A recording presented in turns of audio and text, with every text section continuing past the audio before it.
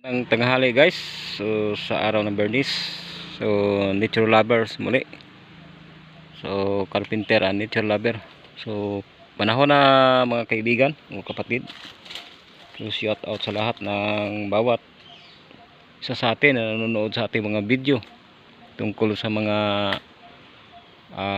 mutya, agimat at mga iba pang mga klaseng larangan sa lumang mga minamana nating pang spiritual.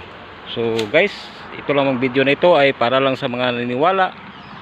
Kung hindi naniniwala ay maaari kayong mag-skip ng ating video.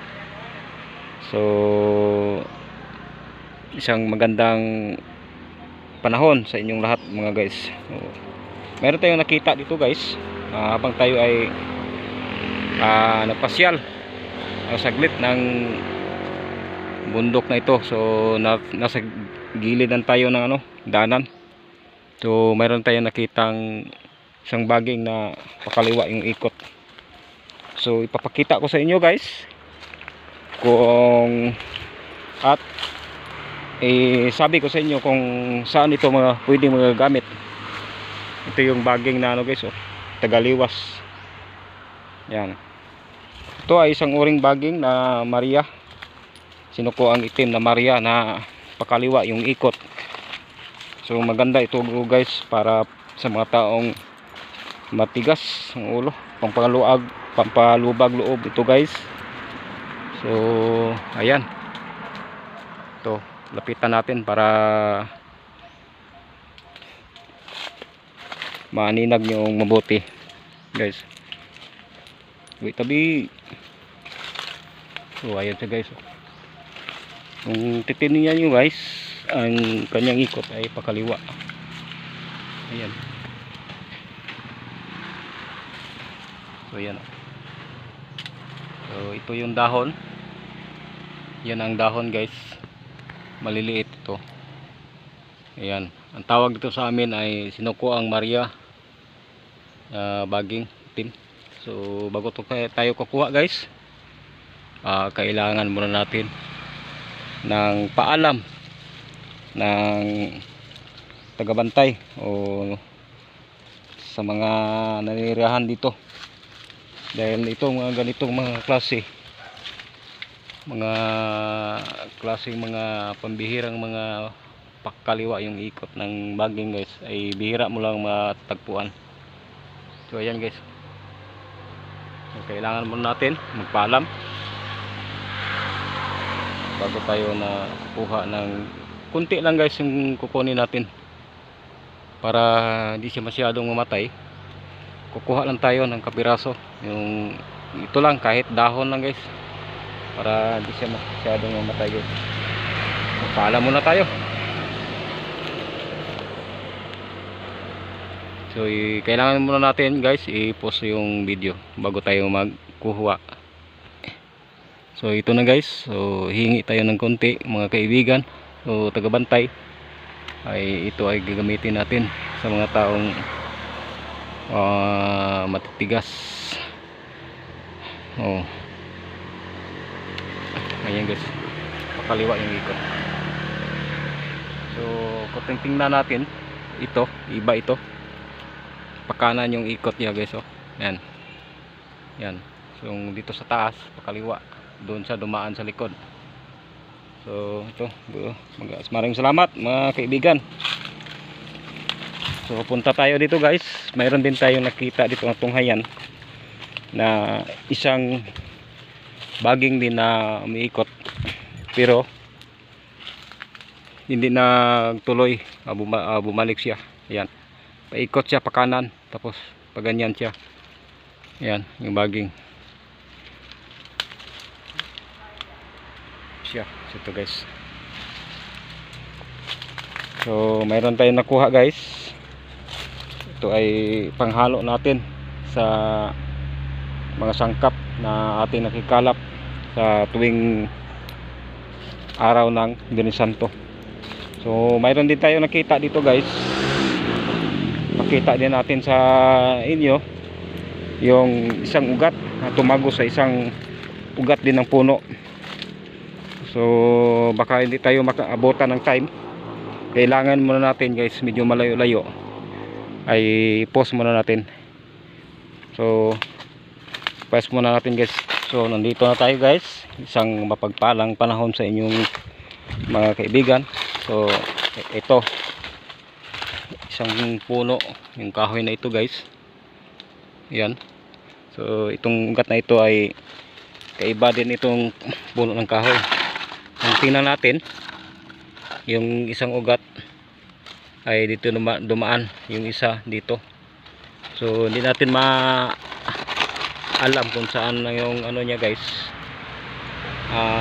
tagos nito. Pero mabuti na nakakita tayo. Yun, mahirap natin mahanap guys. So sa palagay ko dito ata, dito kunti lang kukunin natin guys. Kuha lang tayo ng piraso. Yan. At ito,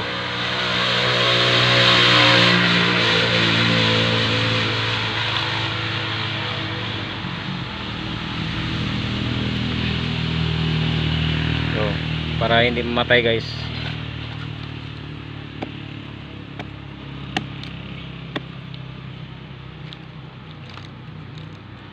Okay.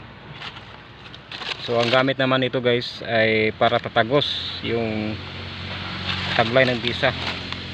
Tatagos siya. Halimbawa, ihalo mo natin sa isang ano guys, para sa tindahan, ay ito ang negosyo ay tatagos yung ano, kapangyarihan. Kung mayroon kang sugat na kawayan o bawis ang mata, ito ay nagdagdag lakas. Marami dito guys mga ano, gamot. Ayan o, tagos yan o. Yan, tagos yan. Tagos yan sa ano, bato. So mayroon din tayo nakuha. Ayan guys. So kalimutan natin yung ano, pinaka-importante. So kailangan muna natin, para gagana yung ang kinakalap natin, ay konsagrahan natin at buhayin. I-cleansing natin guys. Anuhin natin ng incense o insinso. Pausukan natin ng insinso para mas lalong bisa yung taglay ng kapangyarihan. So ayun naman guys, wala tayong pilitan.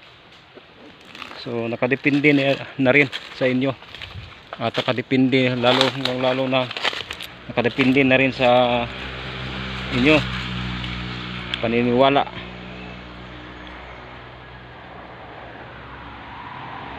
Mayroon tayong nakitang ano,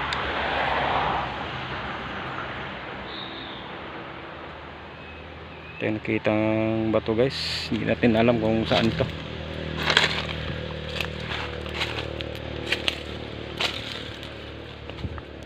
So sa nakapanood sa aking video, so paki-share na lang sa iba, baka o mayroon din ganito sa inyong lugar. So kung ayaw nyo maniwala, itanong-tanong nyo sa ano, magagaling na manggagamot. Ito yung dahon ng baging na sinukuan guys. Ayan o, sinukuan dito na may cross. Ito siya guys, ito ay gamot sa may karamdaman na ano, hika o hapo guys. Ang gawin nyo, kukunin yung pinakaugat, pakuluan. So araw-araw nyo inumin. Tabi-tabi, maraming mga ano dito guys, mga ugat-ugat na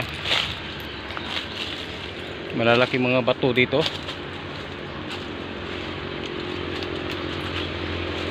Ayan o, ang daming makuha dyan o guys. Mayroon ding nakita tayong isang ugat na ano, Trispico guys. Yan, magaling sa pinsa at panggagamot. Yung trispico. Kung gusto nyo makita guys, lapitan natin. Pero wag na natin kukunin dahil mayroon naman tayong trispico guys. Abi. So kakaiba dito guys yung aura ng isang yungin nito guys. Tabi. Ayun guys, oh. Ayan. Ayan, magaling sa yun, trispico guys, sa dipinsa at panggagamot. So mayroon tayong nakita dito guys, isang ugat na ano, ayan, pulupot. Pero wag muna natin kukunin. Kaiba dito guys yung ineriya guys. So first time kong pumunta dito guys. Init. So ito yung araw ng Biyernes. Ito guys, oh, dahon ng Santa Catalina. Ayan, may tinik-tinik. Ang gamit nito ay kabal at pwede rin natin magagamit sa pagbaswerte. So nakatipid din na yan sa inyong karga, kung anong ikarga nyo sa kargahan nyo ng orasyon, ng paswerte, kahit saan yung magagamit natin yung ating mutya. So kailangan muna natin aralin yung mga nakakalap nating mutya kung para saan talaga natin ang pwede. So hanggang dito na yung video natin guys. Isang mapagpalang panahon sa inyo mga kapatid, kaibigan, at mag-iingat tayo sa araw-araw, lalo na ngayon. Ang daming pagbabasan ngayon na hindi maganda. Iba na yung panahon natin ngayon kaysa noon. So paalam muna guys. So bye bye. Muli, ito si Bot Builder.